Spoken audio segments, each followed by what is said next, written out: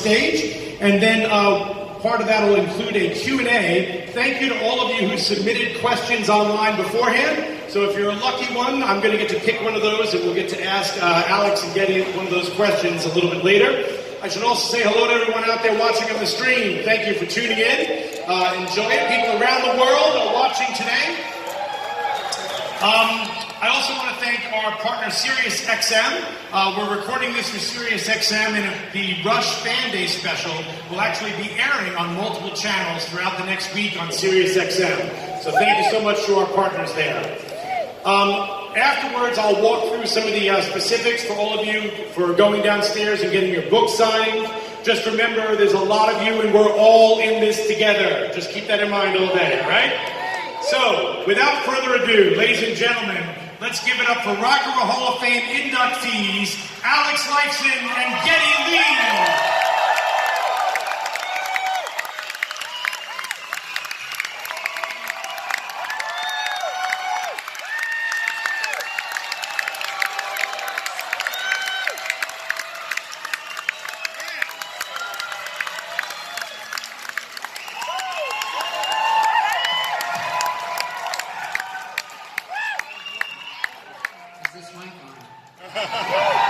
Hi everyone. You're a beautiful sight out there. Thank you for coming down today. I brought my BFF from Toronto with me. I don't know if you know this guy. What a nice crowd. I haven't seen one of these in a while.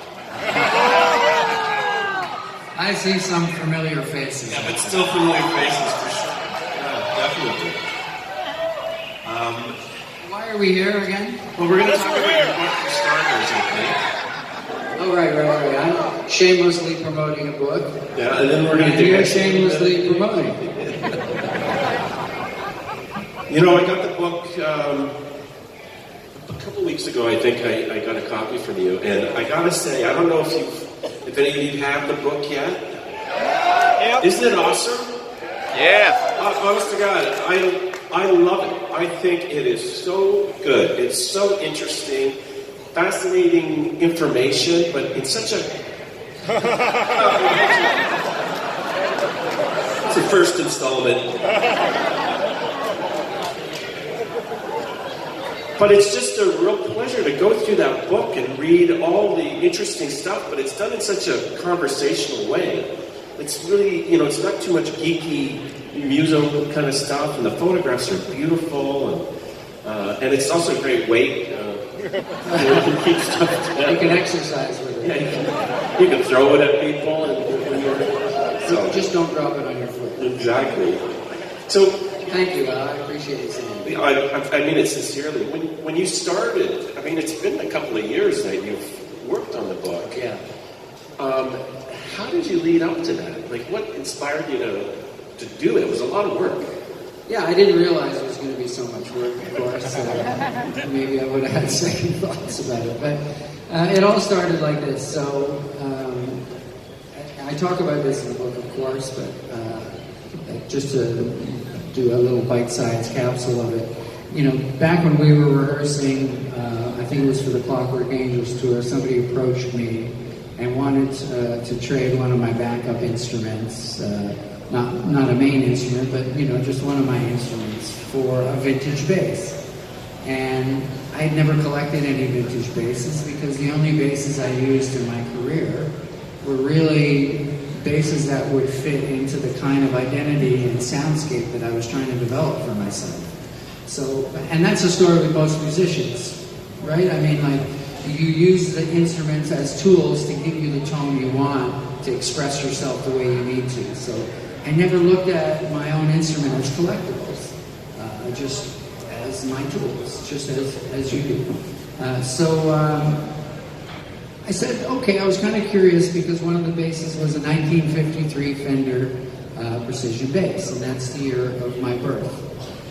Now you know how ancient I am. I'm still younger. You are younger. Anyway, so it sparked a curiosity, and curiosity is dangerous for me because I'm a kind of obsessive personality. When I was a kid, I collected stamps obsessively. When I started getting into music, I collected records. I still have all my vinyl squirreled away somewhere, wrapped up in plastic. And, you know, later in life, I became a baseball nut, as most of you know. And then I started wanting to learn about the history of the game. Why? Because of that word, curiosity. I was curious as to the history of the great game, the national pastime. And that introduced me to the history of America over the 150 years or so of baseball's existence. So these things became, these obsessions became windows into the past, windows into time. And when I got that 53 Fender bass, the same kind of curiosity was sparked in me. And I realized I had held this instrument in my hands for over 42 years.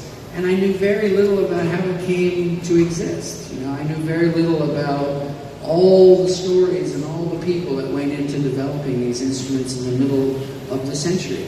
So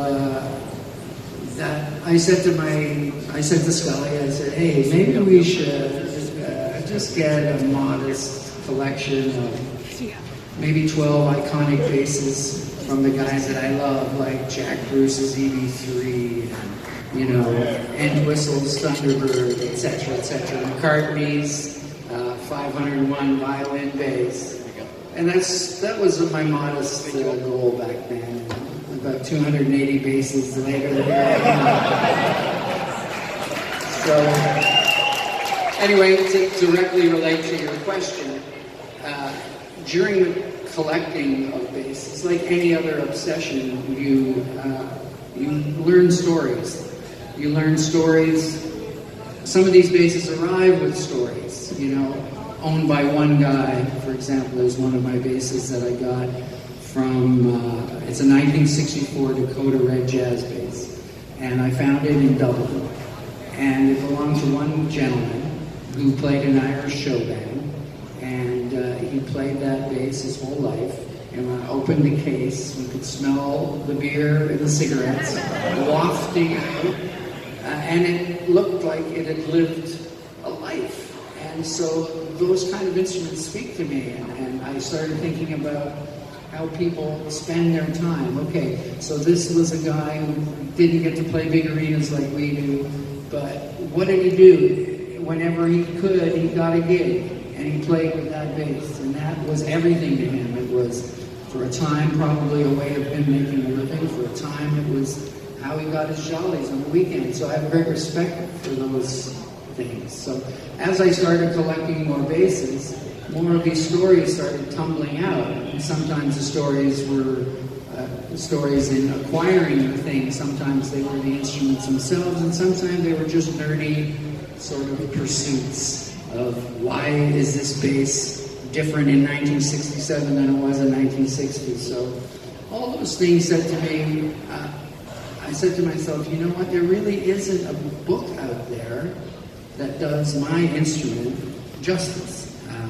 And aside from the fact that aesthetically they're beautiful examples of mid-century art, and people admire mid-century furniture, mid-century painting, but I felt like my bass, my instrument, was getting a short shrift. So that's why I did the book.